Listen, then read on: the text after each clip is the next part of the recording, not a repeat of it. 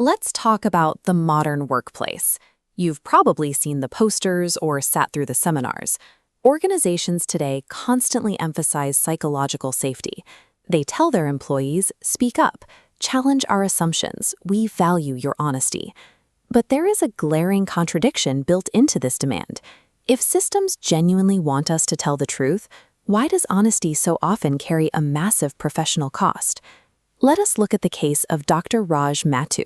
He was a cardiologist working within the National Health Service. Following the exact guidelines he was given, he raised serious concerns about overcrowding and patient safety at the Queen Elizabeth Hospital in Birmingham. He did exactly what the system asked of him.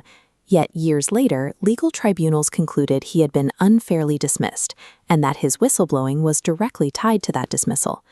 When someone disrupts the status quo, the stated values of an institution rarely protect them.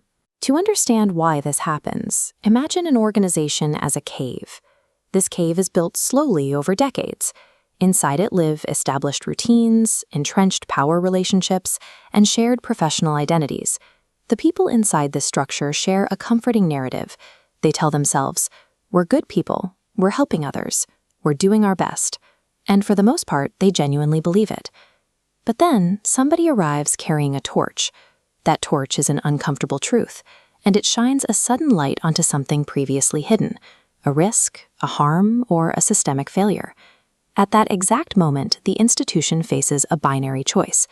The people inside can either step toward the light to address the failure, or they can protect the comfort of the cave by attacking the person holding the torch.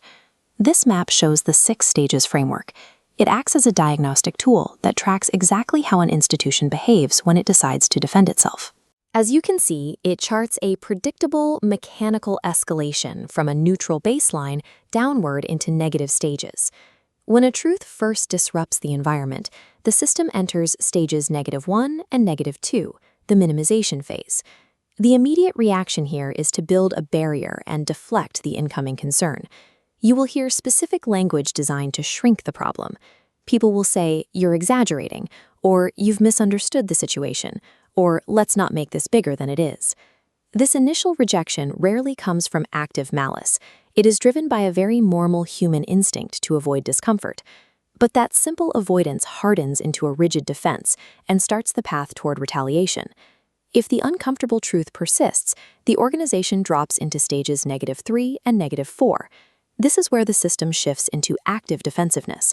The defining psychological shift of this phase is misdirection. The institution's attention pivots completely away from the original safety concern and locks on to the person raising it.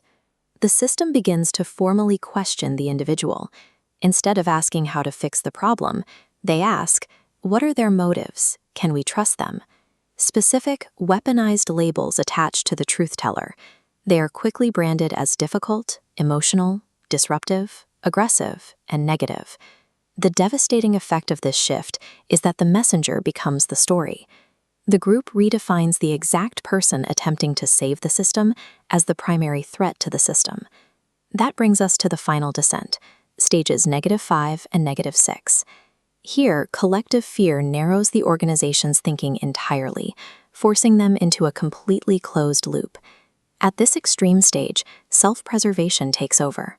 Protecting the organization's existing power dynamics and public reputation becomes vastly more important than the truth, shutting out the initial concern entirely.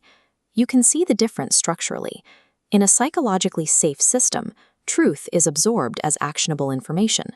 In an unsafe system, truth is treated as a hostile attack and aggressively repelled. By this point, raising a concern is structurally punished as an act of betrayal against the group. The transformation is complete. The organization that once told its people to speak up is now fully engaged in systemic retaliation against the one who did. You don't have to be a doctor in a hospital or tied up in a legal tribunal to know what this feels like.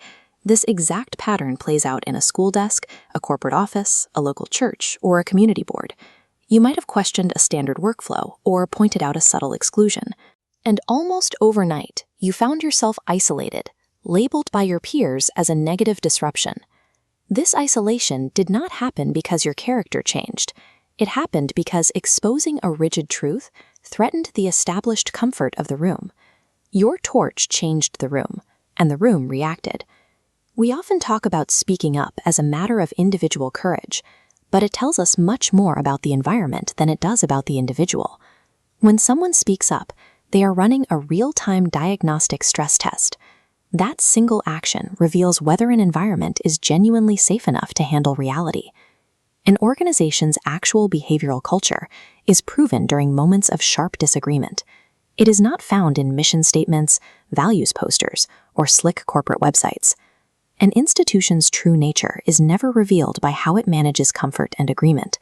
It is exclusively revealed by how it retaliates against, or embraces, a clear challenge to its power.